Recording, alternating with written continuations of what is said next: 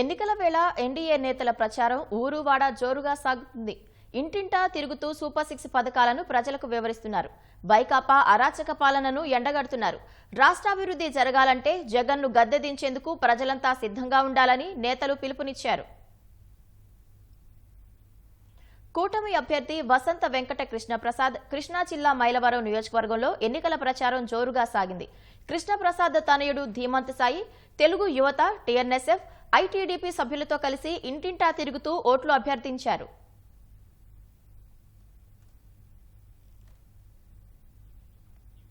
ఎన్టీఆర్ జిల్లా నందిగామ 2వ వార్డులో తెదేపా అభ్యర్థి తంగిరాల సౌమ్య ఎన్నికల ప్రచారం చేశారు.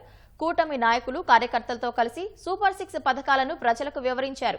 తిరువూరు మేరీమాత విగ్రహం వద్ద తెదేపా అభ్యర్థి కొలికపూడి శ్రీనివాసరావు ప్రత్యేక ప్రార్థనలు చేసి ఎన్నికల ప్రచారం ప్రారంభించారు.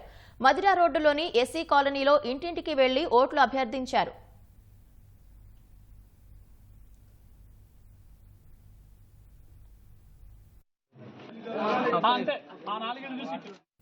అమలాపురంలో తెలుగుదేశం ఎంపీ అభ్యర్థి గంటి హరీష్ మాథుర్, కూటమి అభ్యర్థి దాట్ల సుబ్బరాజు ఎన్నికల ప్రచారం నిర్వహించారు.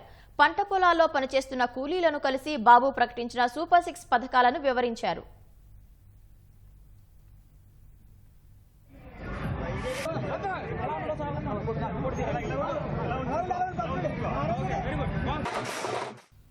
వైఎస్ఆర్ జిల్లా ప్రొద్దుటూరులో తెలుగుదేశం అభ్యర్థి నంద్యాల వరదరాజుల రెడ్డి ఎన్నికల ప్రచారం జోరందుకుంది. 40వ వార్డులో ఇంటింటా తిరుగుతూ తమకు ఓటు వేయాలని కోరుతారు. జగన్ అరాచకాలకు చర్మగీతం పాడాలని ప్రజలకు పిలుపునిచ్చారు. తెదేపా అభ్యర్థి మాధవిరెడ్డి కడపలో ఇంటింటా ప్రచారం నిర్వహించారు.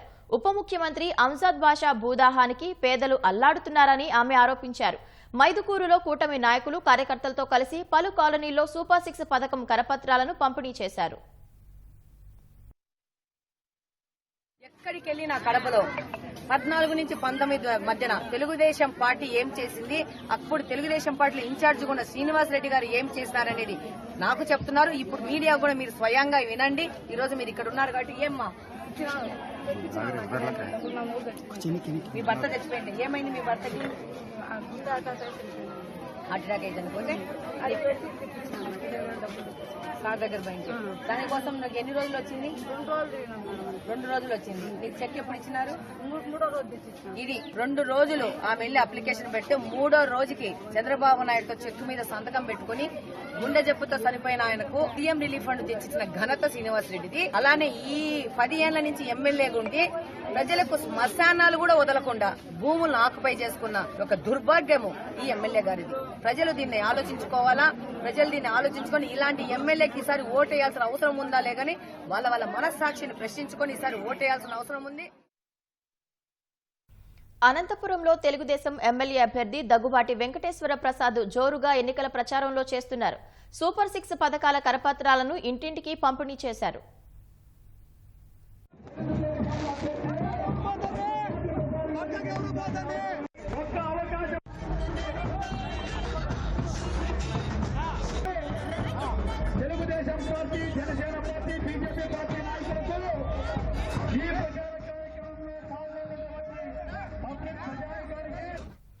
శ్రీకాకుళం జిల్లా సంచాంలో భాజపా అభ్యర్థి నడుకుదుటి ఈశ్వరరావు ఎన్నికల ప్రచారం చేపట్టారు.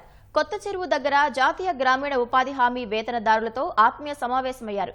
ఎన్నికల్లో తమకు ఓటు వేసి గెలిపించాలని కోరారు.